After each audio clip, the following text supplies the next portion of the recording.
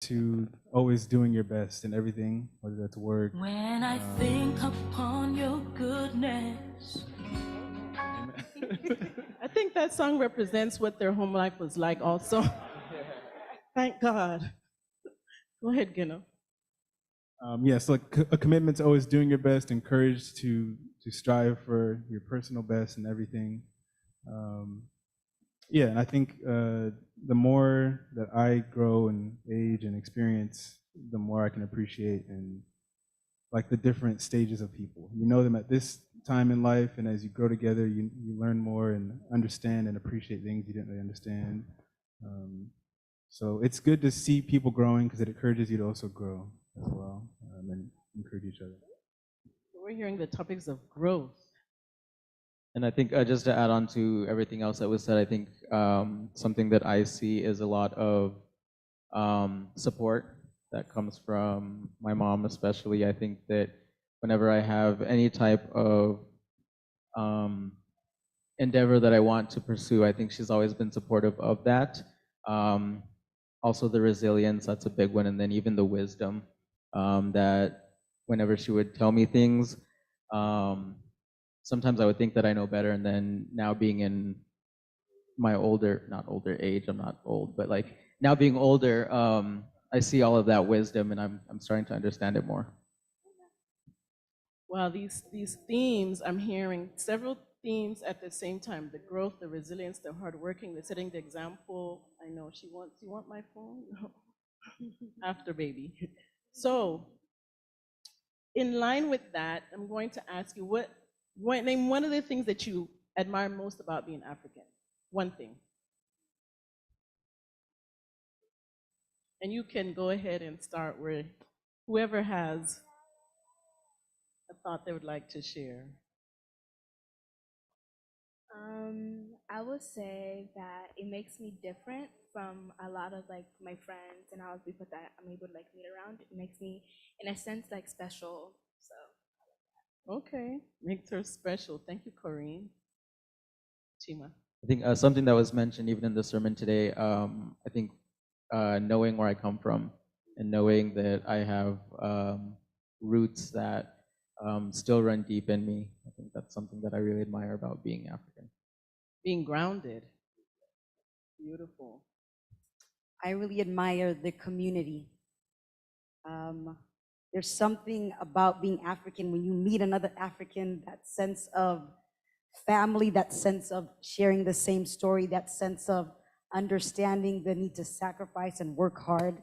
That's something that I'm proud of, and seeing that in my parents, seeing that in others, and hopefully that we can do the same. Wow, okay. The connection over shared experiences. Yes.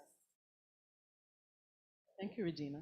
I think I echo those things as well. Just the sense of individuality, from my name to the way I look. The schools that I was at, I was very much, I think, set apart before I even had to say anything. And so being proud of what that thing was that set me apart was good for me. It can be countercultural in a lot of different ways that help you stay focused, and having that being rooted in something like African heritage is a good foundation. Reminds me of that scripture that talks about being a peculiar people, a chosen generation. Thank you, Geno. Just to piggyback what everyone else was saying, it's just a beautiful culture to be a part of, to be able to wear these clothes and to have an African name and, you know, all the languages. It's just a great thing to be a part of, and I really admire that. Being part of a group of people that you resemble. Awesome. So it sounds to me as though that those experiences have really given you a very firm foundation. And I'm wondering, in terms of firm foundations, the one thing that you really admire also about being part of Nations African Seventh-day Adventist Church. You knew that was coming, right? You okay, good. I think as far as the foundations that the church has provided, I think that even on like days like today, like seeing people that we haven't seen in a long time, it's never that oh my goodness, like I don't know how I can approach this person. I think we always pick up right where we left off because that's the type of community that this church has built. And I think it's something that, despite distance or time, we've always been able to kind of power through, and no one ever feels as though they're not welcome here if they built their roots in this church. Wow, that's beautiful. Thank you, Chima. For me, I think the church was really important growing up, like this church specifically, because we're talking about how special you can feel being set apart. And that's good, but then you have to spend the rest of the week amongst other people. And sometimes you need to feel that community. Just check in once in a while to be refreshed and energized. So when you go back, you still feel connected. I think I've been to Kenya twice in my life, and so there's some difficulties there with like hearing about family versus experiencing it here once a week. It doesn't make up for that distance, but it's something to recharge and check in with that this church provided. It's recharging and reminds you of the connection, family at home. Okay. I think one thing I admire is their involvement with the youth. I started singing praise and worship here at a pretty young age. I think like maybe like 12 or 13. And I really am like that, just to feel involved, to be a part of the church, at such a young age, it was nice. One thing I admire is it's a place of like love and like support. Like everybody is able to come together. It's a place of like love and like we're like and supporting. You always feel like there's a place you can get that love or that support if you ever need it. So I really admire that about the church. They're supporting of like everybody and everything.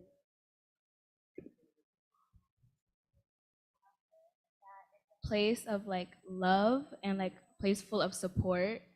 So no matter like what you're going through, you always have a place of people who love you and will support you no matter what. So I love that. And I held off a little bit because mine is different experience from them. I was adopted by this church from my brother-in-law and my sister recently moving here. So I echo everything they've said in coming here, feeling so welcome, gaining aunts and uncles, and just being at people's houses has been such a blessing to see the Spirit of Christ in this church and being so welcoming that encourages you to want to come back. So I would say that. Thank you. Thank you. It's interesting that you're echoing some of my experience when I first came. My very first Sabbath, I don't know if you all remember the Sabbath that Pastor Norte became the pastor. That was my first Sabbath here at African Church. And the first person I believe who greeted me was Uncle John Babalola. And he asked me, "Do you have a ride to go home? Do you have some place to eat? Are you okay? You want to come back next week?" And I think you all have echoed that to a degree, that is part of what this church family has shown year after year after year. I did not become a member for years, but that definitely planted the seed for me. So it's interesting that years apart, we all have a similar experience, our beginnings, yes. Now, to talk about the parents. Regina said. Luckily, my parents aren't here, so I'm going to be very honest. Oh, we can get them on the phone for you. We have video chat nowadays. But by your frankness, I'm sure that you've probably shared very positive experiences with them anyway. So the question here is, name 3 things that you wish your parents paid more attention to or did differently. Remember, we're talking about having been born in this country or immigrated to this country and your parents are from a country in the continent of Africa. So I'll repeat it to give you some time to think about how you're going to phrase it. Name 3 things that you wish your parents paid more attention to or did differently? Yes. Oh, Brittany's ready. So, number one, I know growing up back home, it's different when it comes to talking about your emotions and expressing your emotions. Um, I just wish they could just a little bit more, just be more understanding to my emotions and where I'm coming from, and just be able to listen and then afterwards give like good criticism, Nothing like harsh. Not saying that my mom does that, okay? I'm not. She fixed it. She fixed it. You know. But yeah, and I also wish I understand it's a crazy world, but there's this thing where because I'm a girl, I can't do Come on. as much as I wish I could compared, to Mr. Bradley. Who is younger? He's older. Oh, he's older. Okay. Yes. Also, me and Bradley aren't twins. But yeah, there's just like I just feel like because I'm a girl, there's certain things I can and can't do, but because my brother's a boy, he can do certain things. And I'll keep it at that. I'll keep it at 2. Okay. Okay. Yes. Does that resonate with anyone else here? Definitely, definitely. You want me Would to you like elaborate? to share some more? So thank you, Brittany, for being honest about that. Yes. I think the first thing she was talking about with the emotions is what's can happen. I was talking to my sister about this, is that we do understand that many of the reasons that our parents came here are different. So many times we are talking about the crises that are happening in our lives or things that we're dealing with. It can be very negated, as in, but back home, there was a war. Back home, we have this and this, that it makes someone feel that their emotions are not validated. That's not to compare bullying to wars, but still, that is something that a child is experiencing. So just having a safe space that kids can really be honest that this is how I feel, this is what I'm going through, rather than, we've done so much for you guys, so you shouldn't be feeling any of this. Second point is the gender differences. I have a brother and we have sister. So what would happen is my parents, there was so much wisdom I get in restricting certain things, but we had like a curfew difference. So my sister and I had a curfew of, let's say, 5 p.m. Okay, and my brother would have a curfew that's a little bit extended because of that. So things that kind of teaches kids, is this a rule? Is this something that is grounded for both genders, or is it just the ladies? Is being in the kitchen just the ladies? Is doing this just the ladies? That's my only thing. I rest my case. I think Regina just set the stage on fire. Very good point. Very important points also.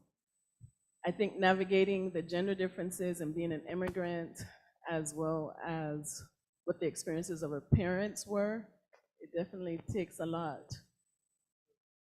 You know, you look like you're poised to put the mic to your mouth. No. Would you like to go next? Yeah, sure. I can affirm what's been said and hold the space for those feelings and the expression of those things without adding critique. We can just hear them. Obviously, I'm not a daughter. I'm a son in the home. We had a sister, and some of those same things I've heard or seen after the fact. It wasn't things that I pay attention to. I don't feel there's any difference in treatment, but somebody else said that there was, and so I can agree that that's a thing that we should talk about. For whatever reasons, I think one thing I wish was different is maybe more explanation of the why. Sometimes there's so much wisdom that comes from so much experience. If you feel like you don't have enough time to explain, like, these are all the things that I've seen, therefore this is the decision. But children don't, I think, operate on like, you said it, so it is. Sometimes take the time to explain the story. Not all stories are good for kids, depending on the age, but I think if you trust them with that, you'd be surprised at the trust that they return to you. So yeah. You got an applause for that one. I think, in all honesty, balancing the values and the pressure of parenting and actually doing it in such a way that your offspring is going to be able to appreciate it. We have to admit, it takes the wisdom of God, I think, to do that. Would you like to share, Nchima? Yes, I think I only have two as well, because I think they kind of really express some of the other ones. But I think sometimes having a certain degree of trust in us. I think parents know their children's character more than anyone else, and so sometimes when it comes to like maybe like hanging out with certain friends, me personally, I think a lot of my friends have the same characteristics as me, and so I don't really do anything that's so crazy. So sometimes it's like, well, I don't know who you're hanging out with. So, and I do know that there are some people who could be bad influences, but sometimes because it's hard for parents to know every single one of our friends, I think just trusting us to make the right decisions sometimes is something that I wish I could have seen a little bit more of. And then I think another thing is I think vulnerability, which kind of goes along with what Gena was saying. I think sometimes, since we don't know everything that our parents went through, very seldom do they open up about, you know, their past experiences and things like that. And I think it's important for kids to know the things that their parents had gone through, just so we can also have a better understanding of why they're giving us a certain response. So it kind of goes back to that same why thing. It's like, okay, well, you can't do this because of this. And for us, maybe, or for our parents, maybe they had, you know, gone through a certain experience, but we never get to see that, and we never get to know that. And so we just kind of see it as, well, they just don't want me to do this thing, or they just don't want me to go. But I think because it might be hard for them to be vulnerable and open up about some of those things, I think can sometimes put a strain on the trust and the relationship between parents and children. And I was gonna say, for me, I think something that I wish my parents did more was this sense of what will people say, governing every decision that kids do. So the career, what will people say? If you don't do this or accept this, what will people say? So it changes the way a kid governs, because it's not being genuine to who God created them. It becomes very, I have to do something because it's the image of not only my family, but it's this sense of guilt of having anxiety now of what will people say, and that governing every decision. So I wish I wish that's something that they worked a little bit more, is being honest and doing things with just because, not really caring about what people said. Another thing I said is I wish that they compared less. Comparing, what we do is compare ages. We compare siblings. We compare cousins. We compare so much that sometimes kids don't feel loved. Do your kids know that you appreciate them irregardless of the career that they did, irregardless of some mistakes that they've made? So comparing less, because it strains relationships and sibling dynamics. It restrains sometimes where you hear parents say like, oh, look at that person, they're now a doctor, you could have done the same thing, type of thing. So comparing less. I would also add that with a healthy boundary, allowing kids to have the freedom to make certain mistakes. Sometimes, coming from an immigrant background, I love my parents so much and they've been so awesome, but many times it does feel like they want to live the life for you. And what they're saying is many times they're not explaining the why. So it's like, just be a nurse, just do this. Instead of explaining there's a security in certain fields, or you might want to consider this. So allowing the kids to make certain mistakes so they can learn, rather than kids, what I experience is having people disclose that they feel like they're not living their life, or having resentment of what could have been had they been given the freedom to do that. So that's what I would say. Very powerful statements. I saw Corrine give a very big, beautiful smile at one point. Corrine, what would you like to share? I just want to say to start off, my parents have done a great job and they're still doing a great job. But like, I would have to agree with like most of the stuff that was said here. And probably one of my biggest things is again being given space, like not space, trust and freedom to be able to make my own mistakes and like experience life for myself, and then be there to like advise on the mistakes or like guide me in a sense. And then also I would say for them to realize sometimes, even though sometimes it doesn't look it, that I'm trying like my best, even if it doesn't look it, that I'm actually trying my very best. So yeah. These are very powerful statements. I think, Elder Masongo, that we need to have a part 2, part 3, part 4, once a month. What do you all think? Yes? No? Yes, I definitely think so. We can move forward some of these topics and gain some growth, more growth.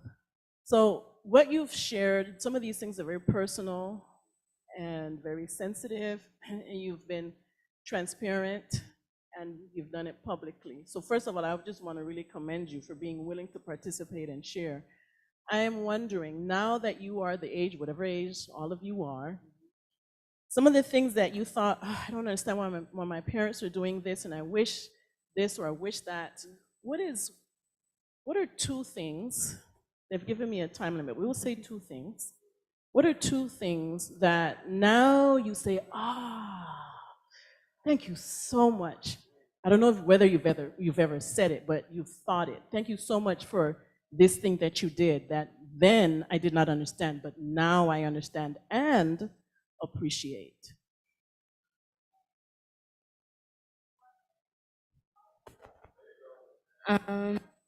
I will start with saying I'm grateful that they taught me how to be honest and always tell the truth. Because honestly, sometimes, like back when I was a little younger, I used to, a little bit more younger, I used to like lie a lot because I was scared if I told them the truth, I was gonna get in trouble. But over time, they told me that if I tell the truth and like, in a sense, snitch on myself, like I won't be in as much trouble as I would have been had they found out on their own. Yeah, so You had an option. That was good. Some of us did. It was just you told, that's it. You're cut off. You're getting the punishment. I had to learn that the hard way, but I got there and I'm grateful for that. So you're glad that they incorporated you telling the truth. Now that you're older, you understand, you Yeah. value that. Okay. I do. And I feel like that's also like made me realize that that's the type of thing I also want from other people, to be always honest with me and truthful with me. So I'll try to give that and be myself more with that. Something else, my second one would be I'm grateful that like I'm still working on it now, but it's like now it's like I'm getting better at it. They taught me to like prioritize like the stuff I'm doing like right, making priorities for the right things, and like knowing when to prioritize like my friends and like my schoolwork and just like my personal life emotions and stuff. And as like I'm getting older and I'm trying to like get more in like touch with my emotions, life, and to become a little harder. I'm starting to realize that prioritizing certain things over like certain other things is important, and I'm grateful that like they taught me that when I was like younger. So honesty and prioritizing. Feel free to jump in. Well, now that I hit my mid-20s, my aha moment was that many of the advice that I got from my parents, whether that be relationships or career specifically, at that time felt like a nuance or yeah, but they were right. The beckonings to finish school or this or that, I see the importance of it now. And I always tell them, I wish I listened. I wish I listened. I could have saved so much more time. And I know, I'm speaking to the young people, sometimes it feels like, oh, African parents are so restrictive or things. There's so much wisdom in what they say. Sometimes they might not have the words to explain it, but I just wished I listened in many of the advice they had, especially on schooling. Awesome. Thank you, Regina. I think that was definitely one of mine as well. I think the importance of education. Not that when I was younger I wasn't doing well in school, but it was just one of those things that like I knew I had to do well just because it was what was expected of me. But now seeing the opportunities that I have because of my level of education and the way that so many more doors have opened up for me, and I can, handle so many different jobs because I'm educated and because I was able to put that as a priority. I think that's something that I definitely see the value of now. And I think another thing, which is more in the home, is like the importance of personal responsibilities in the house. So that's like with cooking and cleaning and things like that. When you first start cooking, it's the most annoying thing because now your parents won't cook ever because you know how. But I think with that, like being older, I do see that these are like life skills that when you're learning them, they're tedious, but they're important to have because, especially in America, where food is at easy access, not a lot of people know how to cook, not a lot of people know how to clean. So being able to take care of those responsibilities on your own without someone having to tell you, I think that's something that I really value, and I'm glad that I learned those things at a young age, and I can appreciate it now. Wow, cooking. So we can expect a meal? No? Yeah, okay, good. You all saw him agree, right? Go ahead, Whitney. One Thank you. thing I really, really appreciate my parents did was making me into a very, very, very independent girl or woman. And I carried that with me throughout all of my life. By the time I turned 16, I was like, okay, like I'm gonna go get a job. I need a job, it's time for me to do my thing. And they also like instilled this like hard working, I wouldn't say mindset, but I'm very hardworking, and I get that from them, and that's something that I really, really, really appreciate that they instilled in me. Independence and hardworking. Geno? I'm gonna answer that maybe not in lessons that were spoken, but displayed. Somebody had shared with me that like one of the most interesting things that they got from being a parent was learning from their kids the lessons that they didn't intentionally pass on, but the things they just did and then realized their children also did. So I guess like from my parents, of course, coming from Kenya here, I've heard a lot of different bits of the story from start to finish, sometimes halfway, sometimes this version. But the lesson that I think I internalized was sometimes when a door is open for you, you just have to walk through it when God is leading you, whether that's across the globe or to a different school or a different group of friends. If you feel that God is leading you, sometimes you just have to make that step, that leap of faith.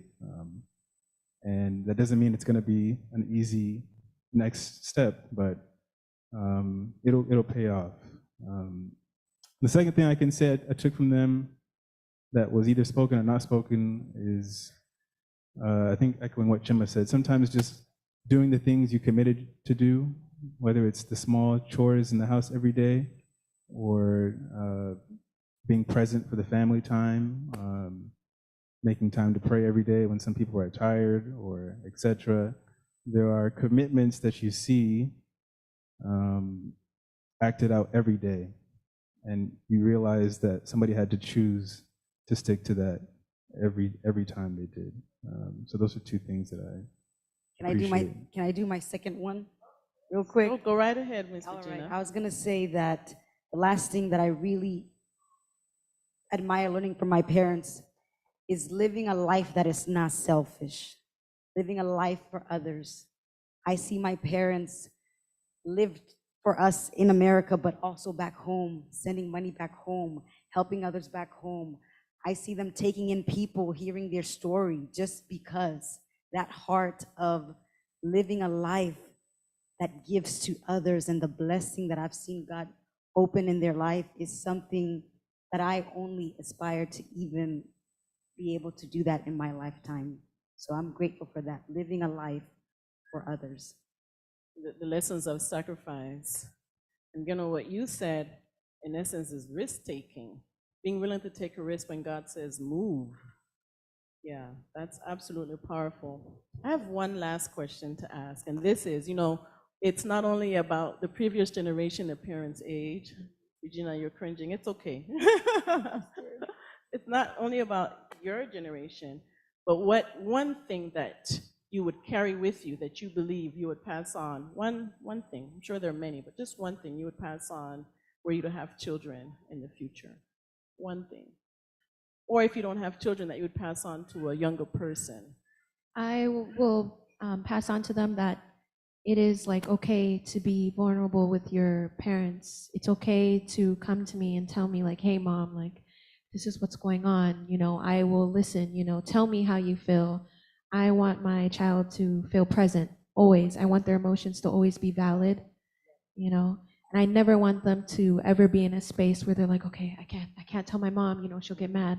Oh, I can't tell my dad, he'll get mad, or they'll just give me hard criticism. Like, no, come to me and talk to me. Beautiful. And Chima? I think one thing that I will definitely pass on is just being supportive no matter what. I think everything that I've kind of set my mind to, like if I tell my mom about it, she's never given me like a side eye or anything. I think she's always kind of had my back. She's always been in my corner, even if sometimes she may not think that I'm doing or making the decision that might be the most beneficial for me. She's never expressed that, and she's always supported me and kind of uplifted me and believed in me until I learned myself that I might have taken the wrong path, but at least being able to support me in that way. And yeah. Unconditional support. Beautiful.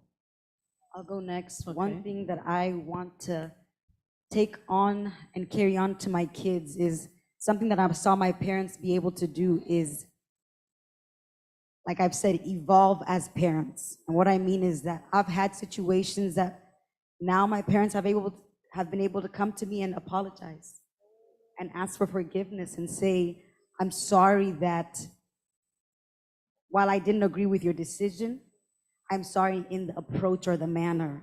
And that is one of the most beautiful things that I've ever seen, is a parent being able to own that sometimes in this parenting journey, you do parent in a way that won't be the same 10 years from now.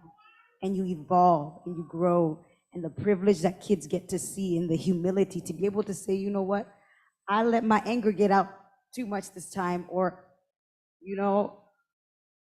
I gained wisdom from that decision that you did, even though I didn't agree. So that's something that I hope my kids see, is the ability to evolve and the ability to apologize when wrong. That is exquisitely beautiful to hear an older person say, I did this wrong. And it's something that gives an inspiration, I think, that's indescribable. I would agree with you.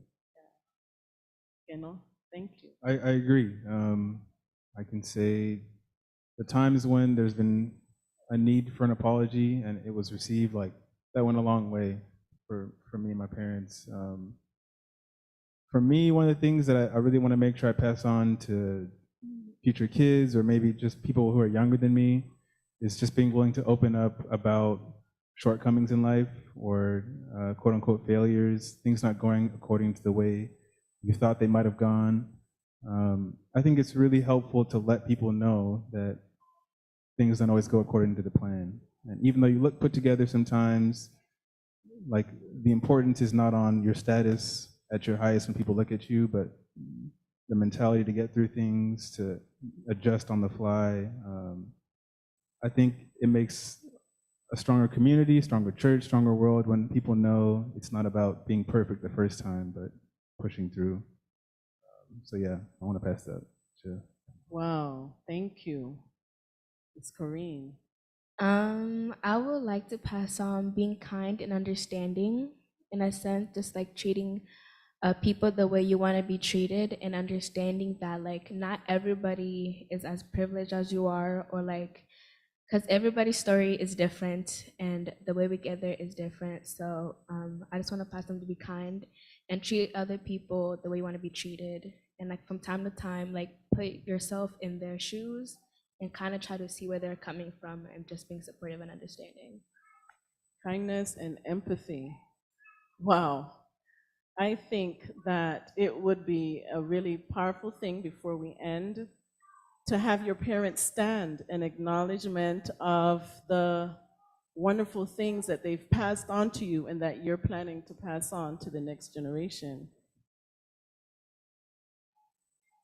You can go ahead and stand. If one of your children, offspring, is actually on this panel. Yes. Thank you, Pastor Edwards. And yes, give a round of applause. Parenting, I think, is probably one of the most challenging positions, right, Pastor Edwards? Probably the next one is pastoring, yes. So I just want to say in closing, I want to thank each of the panelists, Geno, Regina, Corrine, Brittany, and Nchima, for your insight, for your vulnerability, for your wisdom, for your willingness to teach. And I want to also add that whether an immigrant or someone from this country, I think parenting is a process, and a process of being parented. I think we all have similarities. I'm sure that there are things that were shared here today that if someone wasn't born on the continent of Africa or in the Caribbean like myself, that you could still connect with it. So we just pray that this will be a space, again, we can have this maybe on a rotating basis, have these conversations and involvement with the audience. We can get to a place where we'll grow. In Jesus' name. Amen, amen. Sitting here listening and watching this just reminded me what I love so much about pastoring, was being able to come to a situation like this. And I'm going to tell you, it took a lot for every young person sitting here to open their mouths and share what they did. And I pray that when they get home, they don't get put out. See, I heard somebody, when we went to the second part, they said, yeah. So I'm going now, listen, both can be true. Both can be true.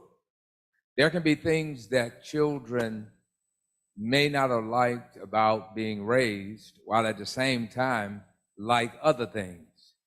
But here's how we think as adults. You turned out right.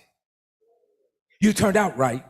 Well, not necessarily, because there are emotional trauma that often they carry with them that you know nothing about, because they can't talk to you. They can't tell you, but they struggle and they go to counseling, and they're praying to God that when they raise their children that they can raise it differently. But once they start doing it, they don't realize how engraved what you did is actually in them. And now their children experience some things that they probably should not. So please, it's not a criticism. It is an acknowledgement that parenting is not perfect.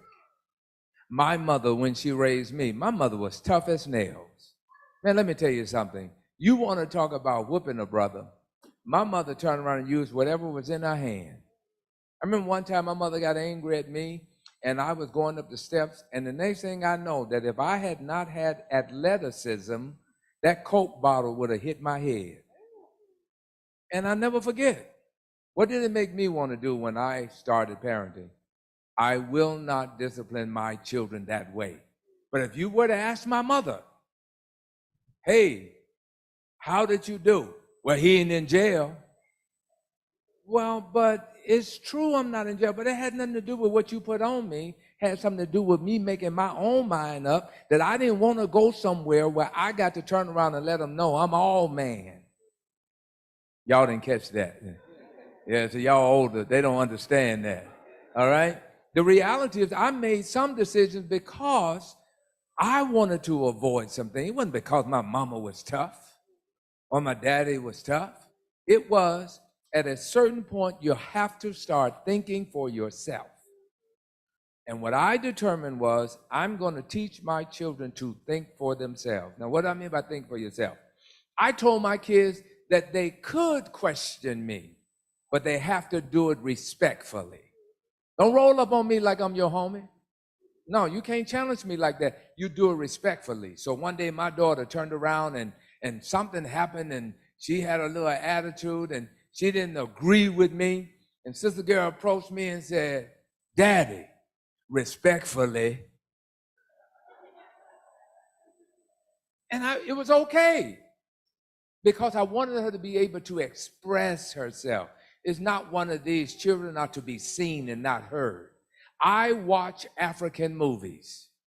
I'm gonna be honest with you. Some of my favorite movies are African movies from Nigeria and from Kenya. Nigeria and Kenya. And what I discovered in most of them, they are struggling with life. They are struggling with their parents. Their parents are telling them who they're gonna marry, what they're gonna go to school for, what job they're gonna have, what they're gonna eat, how they're gonna dress, when they come and when they go, and they don't do it on the basis of whether the child is able to do it. They do it on the expectations of family and community. And those kids have to live with that. And then they end up struggling, wrestling. You have the unique privilege of being able to hear young people express themselves and share with you what they're thinking. They're not dissing you. They're not dissing you. They got the best deal in the world, you as parents. And you got the best deal in the world, a young person you can shape for the kingdom of God and for this earth. See, I know the importance of education. I pastored this church. One thing you push, education, education. You push it. But your children are living in two worlds, actually three. They're living in your world. They're living in the world they're being raised in. And then you have them living in the church world. Three communities that they got to try to figure out. Three. And it is a struggle. They want to please you. But can they be happy? Happiness is something that is important to life. When you're not happy, you get stressed. When you get stressed, there are stress hormones that begin to flow in your body and it affects your health. You begin popping pills, or you ended up having to be on something because of mental apathy. It just ruins your body. And children can live in a stressed world even after they leave your stress. So when they share with you, please don't disown anybody. I don't want any more children.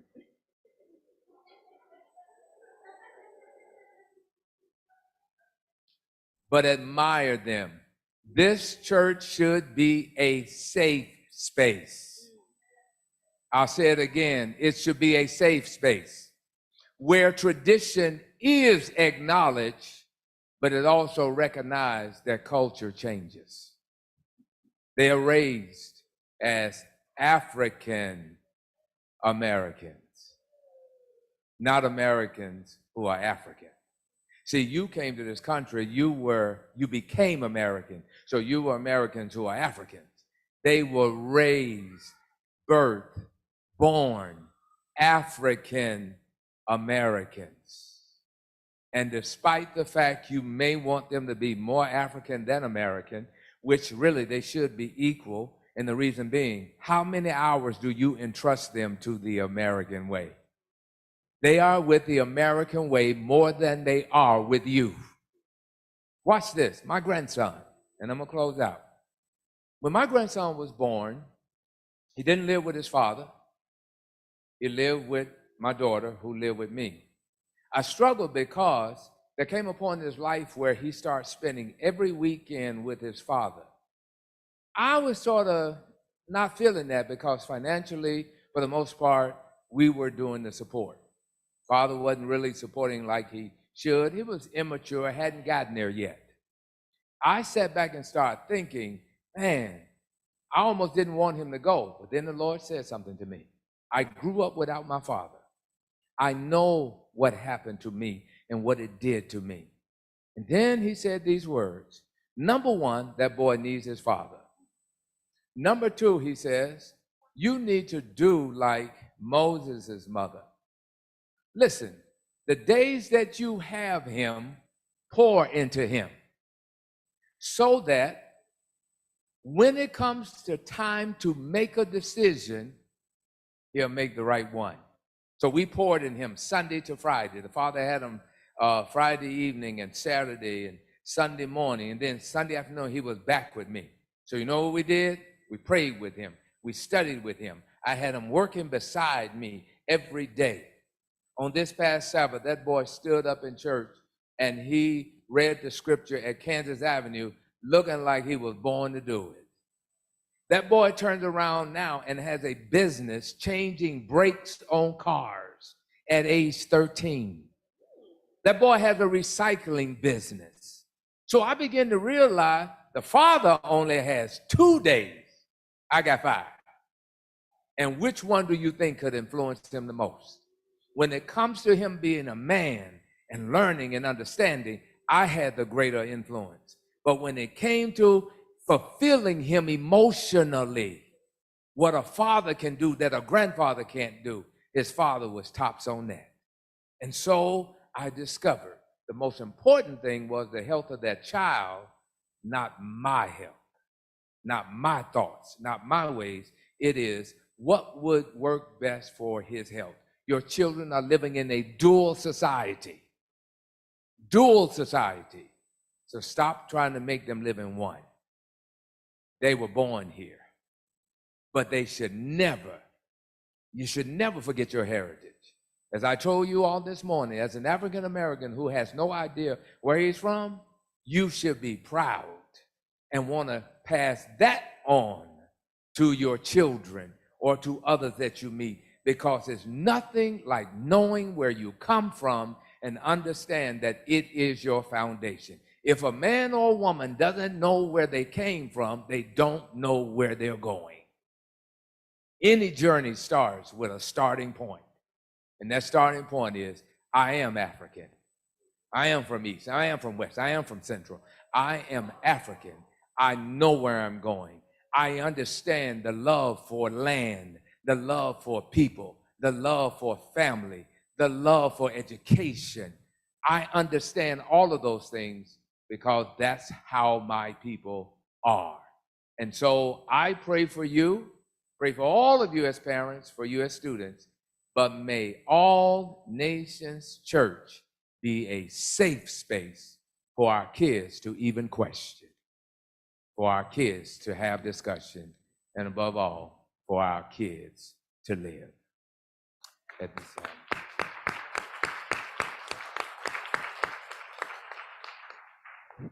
Thank you. You're free to come down. Yeah, one more round of applause. Thank you. At this time, Nola will have a short presentation, after which Dr. Rutebuka will close out the event this evening.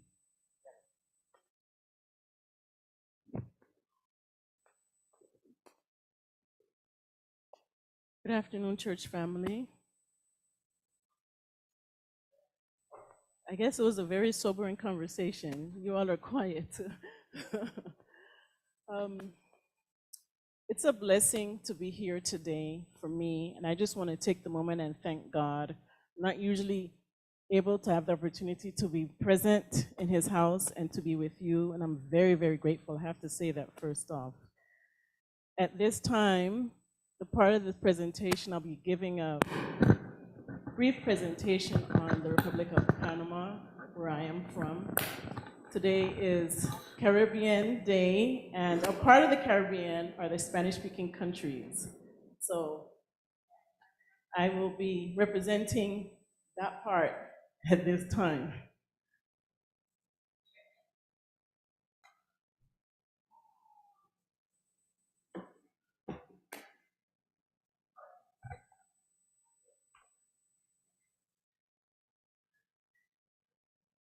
Buenas tardes, un muy feliz sábado y una bienvenida calurosa al mes de etnia africana en la Iglesia Africana de todas Naciones Adventista del Séptimo Día. Yo me llamo Nola Lawrence. Vengo del bello país de la República de Panamá y haré una presentación sobre mi país y un resalto sobre la unidad en Cristo. Translated, good afternoon and happy Sabbath, and a warm welcome to Africa Month here at All Nations African Seventh-day Adventist Church. I am Nola Lawrence. I'm from the lovely country of the Republic of Panama, and I have been asked to make a presentation on my country, and I will highlight unity in Christ. The Republic of Panama, known as a global crossroad and nicknamed a melting pot.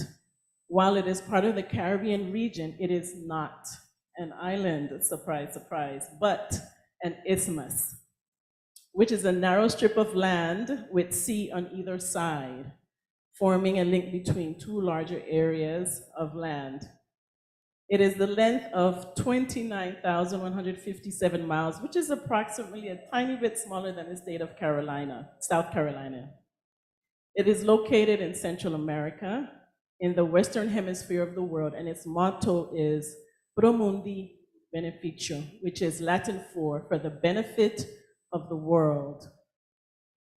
I believe that was set as the motto because of the Panama Canal. There exist several theories as to how Panama got its name. The official definition, according to the Ministry of Education, is that it means abundance of fish, trees, and butterflies. But one of the unofficial meanings is one of the Kuna words. Kuna is one of the indigenous groups from the Republic of Panama, and it means abundance, which is a shift as to how the Spaniards heard what the Kuna people said when they said banaba, which means, again, abundance. Panama is a narrow S-shaped isthmus located between Colombia to the east and Costa Rica to the west.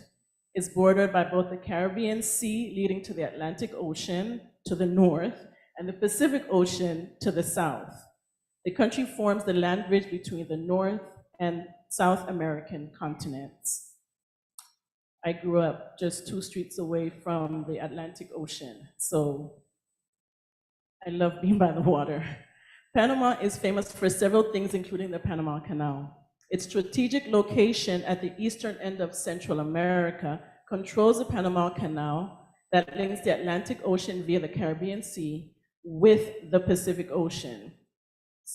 Central Panama has the phenomenal distinction of having the sun rise over the Pacific and set over the Atlantic.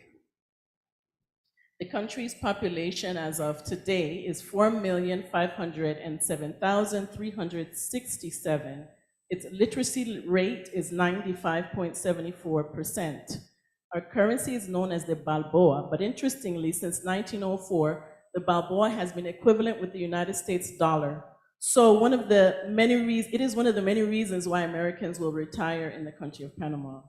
To give you an idea of where we're located, for those of us who are still figuring our way around the map, we are 621.84 miles north of the equator. Maybe give you a little bit more picture. Other countries that are similar to in that region are Indonesia, Ecuador, Colombia, Gabon, Democratic Republic of the Congo, Uganda, Kenya, Republic of the Congo, Brazil, and Somalia, just to give you a bit of a picture. There are 16 recognized languages in our country: Spanish, English, Creole, Chicheme, Chicha, Chilate, Tamale, Churu, Embera, Gabere, Kuna, Waunan, Jerdi, Naso, Bribri. And in my family, we speak 3. Influences on Spanish spoken in Panama include a large African presence, believe it or not, as well as immigrants from the Caribbean countries where English and French are spoken. While the African influence came through the transatlantic slave trade as it was initially thought, we've later learned that trading actually happened before Columbus came between African merchants along the coast of the Western Hemisphere. We have found that this information is included in a book entitled They Came Before Columbus by Dr. Ivan van Sertima. 41% of the population of Panama is of African heritage due to miscegenation. Of the 41%, 5 are Black, 24 mulattoes, 12% are of African and indigenous heritage. In totality, this group are known as Afro-Panamanians. We often also use the term as Afro-Latina or Latino. Our country celebrates Black Heritage Month during the month of May also. It is something that was officially signed into law on Tuesday, May 30, 2000, under President Mireya Moscoso, who was our country's first female president. The official day that it's often highlighted is the 30th of May, since that's when the law was signed. Now that we have enjoyed hearing about the ethnic and cultural history and customs of Panama, I would like to highlight the eternal and enduring aspects of the evangelistic work of the Seventh-day Adventist Church in Panama. The SDA work was started in Central America in 1891 by Frank J. Hutchings. At that time, he was a youth pastor, a colporteur, currently now known as literature evangelist, and a dentist. In 1903, the Panamanian Mission was organized.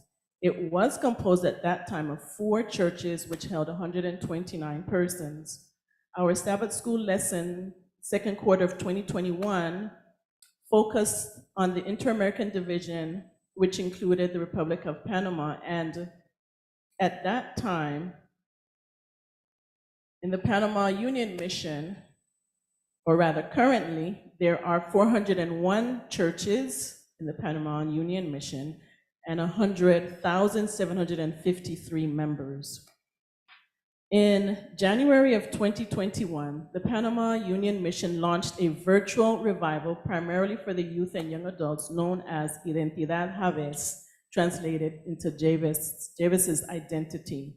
It was based on 1 Chronicles 4, verses 9 to 10, which in Spanish reads, Y Javes fue más ilustre que sus hermanos, y su madre lo llamó Javes, diciendo, porque lo di a luz con dolor. Javes invocó al Dios de Israel diciendo, oh, si en verdad me bendijeras, ensancharás mi territorio y tu mano estuviera conmigo y me guardarás del mal para que no me causara dolor. Y Dios le concedió lo que pidió. In English, 2 Chronicles chapter 4, verses 9 to 10, Jabez was honorable above his brothers, but his mother named him Jabez, meaning sorrow maker, saying, because I bore him in pain. Verse 10, Jabez cried to the God of Israel, saying, oh, that you would bless me and enlarge my border, and that your hand might be with me, and you would keep me from evil so it might not hurt me. And God granted his request. This effort highlights the powerful message that Jabez left as a blueprint, a legacy for humanity for eternity. The participants were challenged to leave behind their prejudices and be converted into a messenger for God, to go wherever and to whomever to lead others to the feet of Jesus.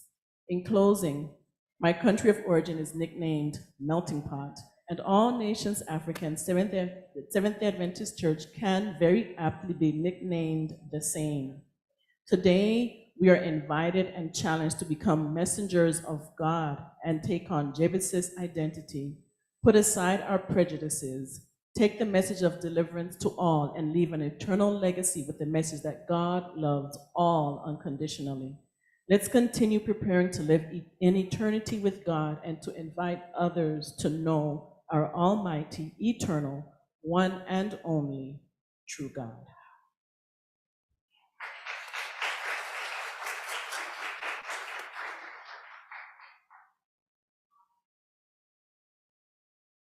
Thank you, Nola. Now, I do believe she is truly the African DNA because I told her 5 minutes. Amen, but thank you for that. At this time, I'd like to invite Dr. Obed Rutubuka. For those of you who know, he has really taken on a mission to fight one disease that is really ravaging the continent of Africa, more so in sub-Saharan Africa. I don't want to take too much time. I'd like to invite Dr. Obed to go ahead and give us a presentation.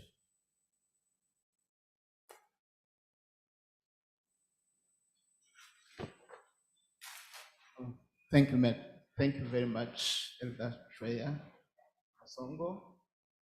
I don't think I need really an introduction in this church when it comes to malaria. So I will start and I will make this brief because I am the one who announced that it will be sweet and short. I will start with a question. How many of you will want to see or to hear or to touch something if somebody has told you this is big? There is a big thing here. Who would like to see that big thing? Who would like to touch that thing? Or you see, there are several people who would like to see or touch something which is big. Malaria is big. Malaria is big. Malaria is carried by a mosquito. A mosquito, the mosquito which kills people by transmitting malaria, is the deadliest animal on earth. It kills more people than all diseases combined, or people who are killed by other animals, or people who are killed by guns. Malaria kills more than that. Malaria has killed at least 4 popes, those leaders of the Catholic Church, at least 4. Malaria, it is believed, has killed Ellen G. White's husband. James White was killed by malaria. Malaria encountered, it is believed, Jesus. It doesn't say that Jesus had malaria, but Jesus saved Peter's mother-in-law from malaria. It is in the Bible. They don't mention malaria, they mention high fever. And the high fever is the most prominent symptom of malaria. Malaria is as ancient as the human race. It has been discovered those people in the pyramids in Egypt, some of them were killed by malaria. So, to be brief, what do you do to participate in this big thing? How will you feel few years from now that you have contributed to eliminate this biggest killer? How will you feel that you have helped eradicate malaria? There are many ways we can help.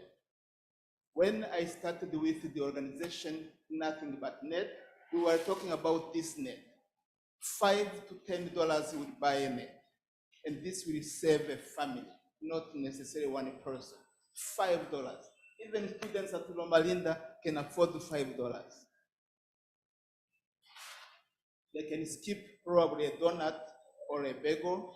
It is very hard to skip coffee once you started with it, but you can skip at least one bagel a day and then buy a mosquito. But there are now many ways you can participate. And the details can be given. If I know you are interested, I will help you get started and work with us to eradicate malaria. You can talk to your congressmen, and you can say, support programs eliminating malaria in different countries.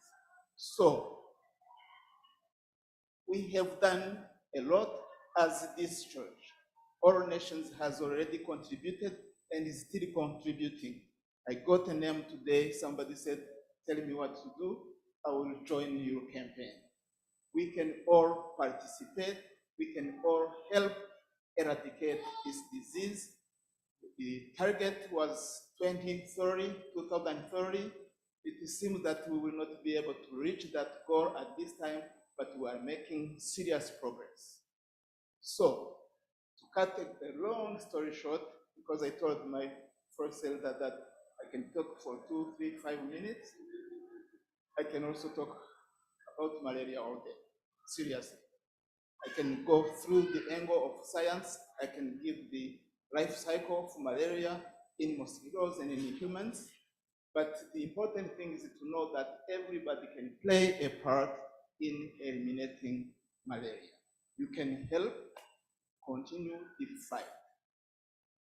And I would like to probably give 2 or 3 minutes, if possible, if anyone has a question about what we do or how we are doing it. Otherwise, I will still be available Sabbath after Sabbath for anyone who would like more information. Any question? This was supposed to be a conversation. Yes, Nola.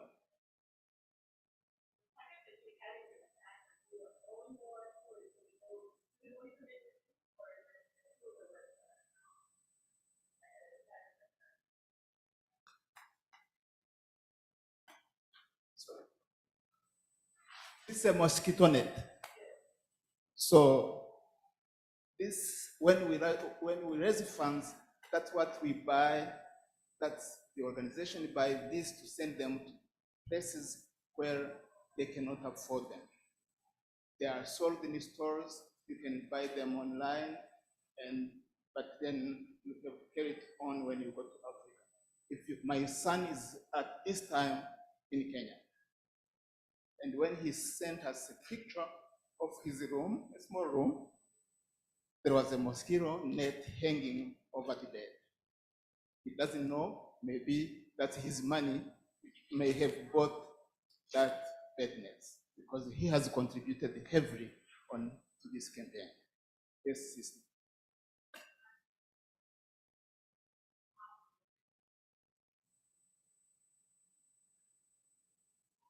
If one is to join you, how will the nets reach the location that we wanted to reach? The organization I work with at this time is United to Beat Malaria, which was previously called Nothing But Nets. They changed the name last year. And they work with local organizations to buy and send those nets to different places.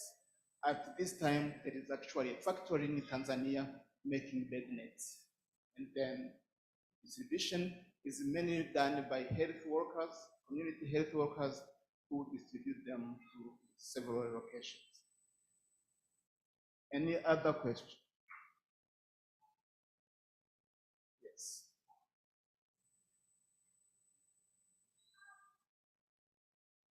I know the other day I said something about the malaria vaccine, and I was wondering, I know the efficacy is so-so and distribution is not what it should be. Could you give us some information on that? There are one vaccine approved by WHO, RTSS. That vaccine has been tried in Malawi, Kenya, and Ghana. It has been approved last year. It has already made a difference. It is not as efficient as it should be, as you have indicated, because It needs 4 doses, and then it is really designed for children under 5, and it is a kind of 30% efficient. But it has already made a difference in Kenya and in other places. So that one will be circulating around in sub-Saharan Africa. There is a new one called R21, which was also tried in Ghana. Nigeria is adopting it before it is certified by WHO because they are seeing a difference. Those are the two in circulation right now.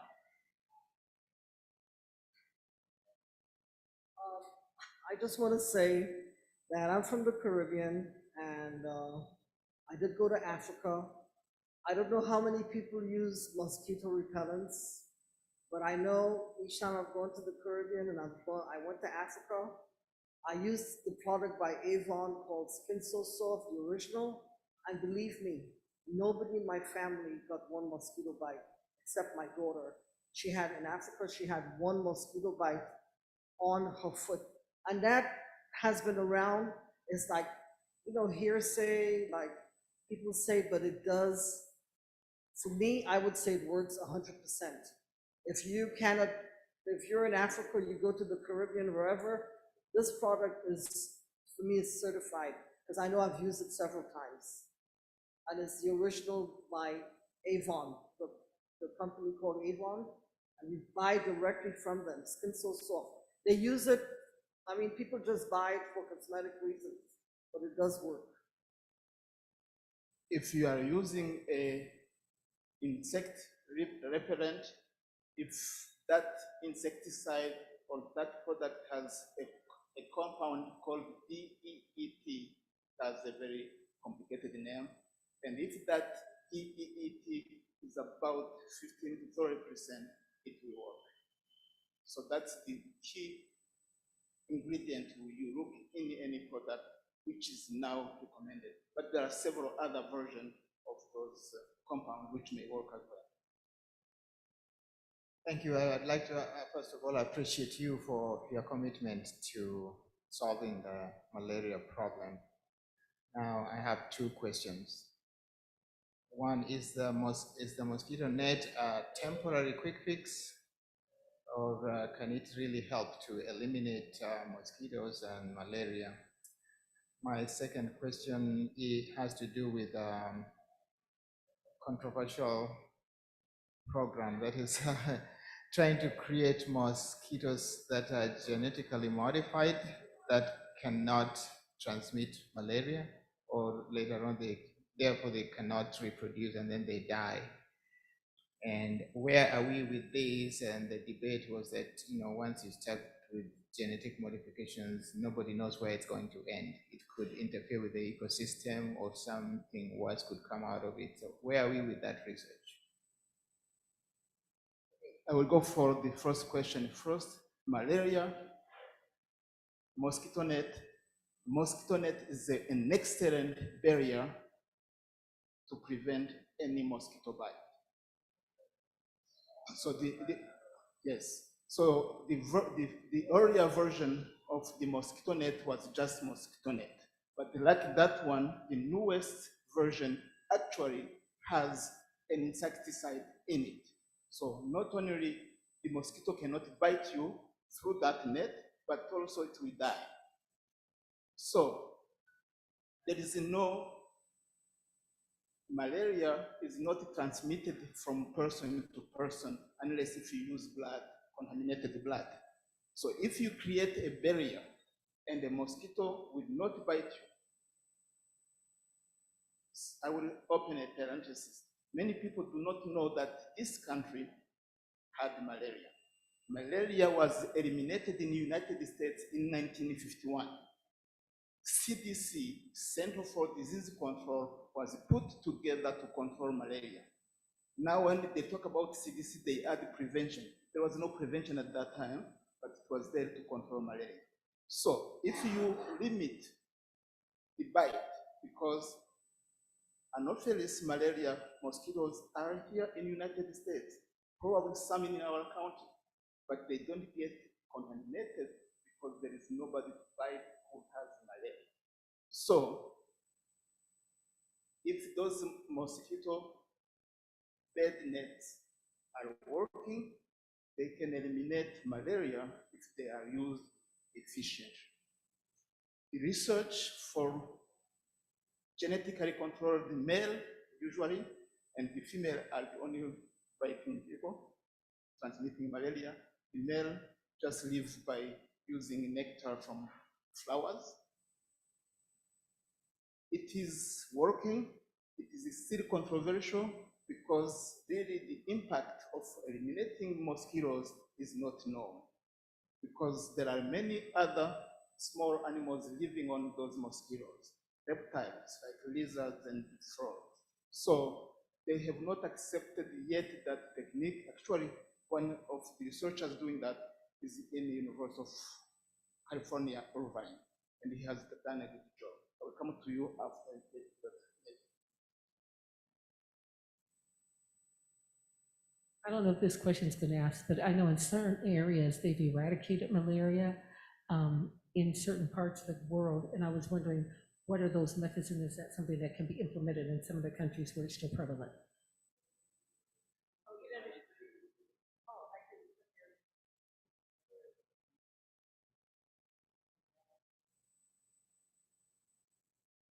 Good question. With our progress, since 2000, 21 countries are certified malaria-free. The last one to be certified is Belize, which is or will be certified this year. The condition to be certified malaria-free is to have 3 years without indigenous malaria. So there is no transmission between the individual living in those countries. Somebody may bring it, but doesn't count against certification. So using several methods, malaria can be eliminated, and it has been eliminated in different countries, including this one. They control by limiting the transmission by using bed nets, spraying in houses, treating people quickly, and many other methods. But just, yes, hygiene. Malaria mosquitoes will need even water in a cup of a bottle. A cup of water, a drop of water in a bottle, cup of Fanta. Malaria mosquitoes will be producing that one.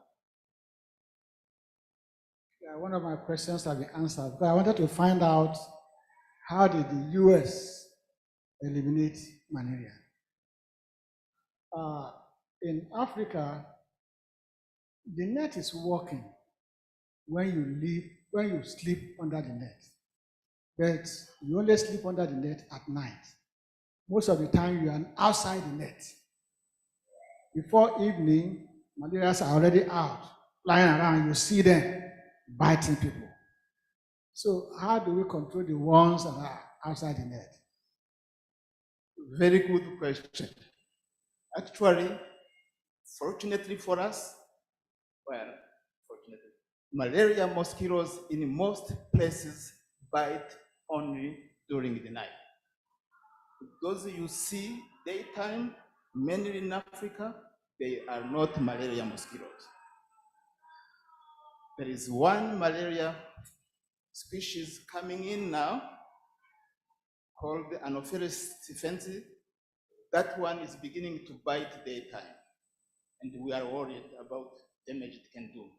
So if you control malaria when you are sleeping in a bed net, you will be fine. The other issue is that malaria was eliminated when a very important chemical was invented in Germany called the DDT. The problem was environment. The people who were promoting environment found out and argued convincingly that that chemical was actually killing birds. Rachel Carson wrote a book called Silent Spring, and that book was well received in the United States, agitated the Congress, got to Europe, that DDT was banned. And when DDT was banned, mosquitoes came back in vengeance and claimed many lives, and we had to start like from scratch.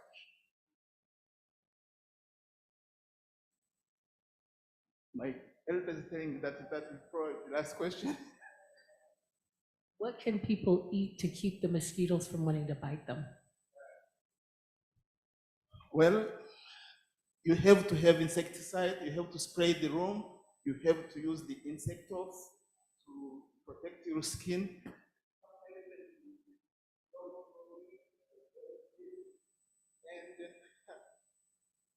wash your feet before you go to bed. It seems that they like stinky feet. So, and then, of course, if somebody is having a fever, rush him to the hospital. Because once they start treatment, they probably, even if they are bitten, malaria will not get the mosquito to another person. That's the question.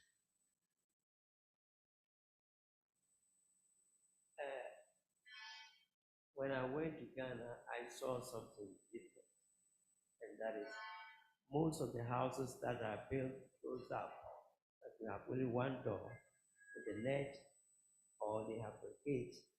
They open the door, but because of the net, the mosquito cannot come inside the house. You will stay in that house, you will never hear anything about mosquitoes. There are some houses that are halfway open, that mosquitoes can come in. But as somebody said, during the night, where we are out there telling our stories, that's the time the mosquitoes come and eat us up. They had me sleep one of the nights when I visited my friend in the village. What I saw was, during the night, you can even hear them in the room, but they cannot come inside. My question is, can we educate them more about how these mosquitoes can attack them, not only giving them the nets, but how are we doing to educate the people? Thank you very much. And again, a good question. That's the reason the organization I work with changed the name from Nothing But Net to United to Beat Malaria, because now they are working with community health workers to educate people.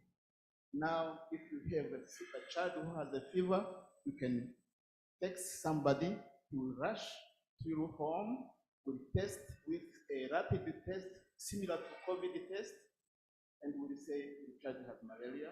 We rush that straight to hospital, and they get treatment. So education is now part of our aim, our organization. It's no longer just net, it's a combination of many factors. If we have time, we would have talked about impact of malaria on the economy, on the education of our friends and citizens, because malaria has a very negative.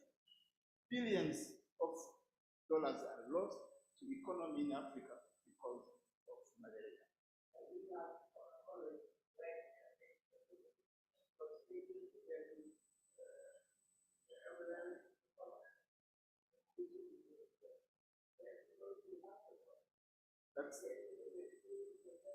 That's why I'm asking you to contribute, to give some money so that we can send that money to those places.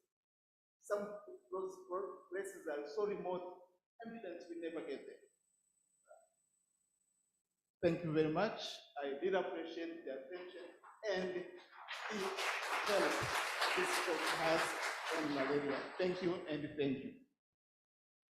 Thank you. Thank you so much. I think I'm one of those people, I think I've shared before.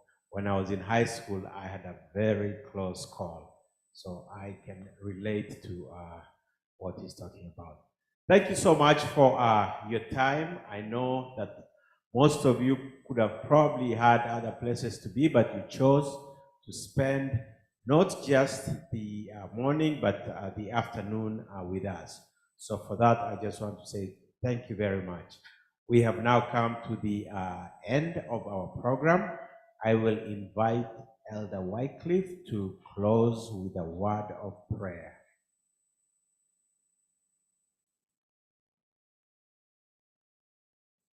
Thank you. Let's all stand up for a prayer. Our Father in heaven, we thank you for giving us this holy Sabbath. Thank you for making it possible for us to gather here as a family since morning up to now. You've taught us many things from various speakers and from different ways, Father, and we just worship you. And we pray, Lord, that whatever you've taught us today, may we keep these words in our minds. And Lord, may we use them to edify ourselves and also to edify one another.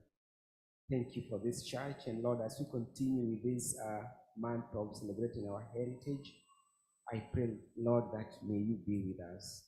And as we go to our various homes, may you go with us, start the week with us, and may you bless all of us with our families. In Jesus' name we pray.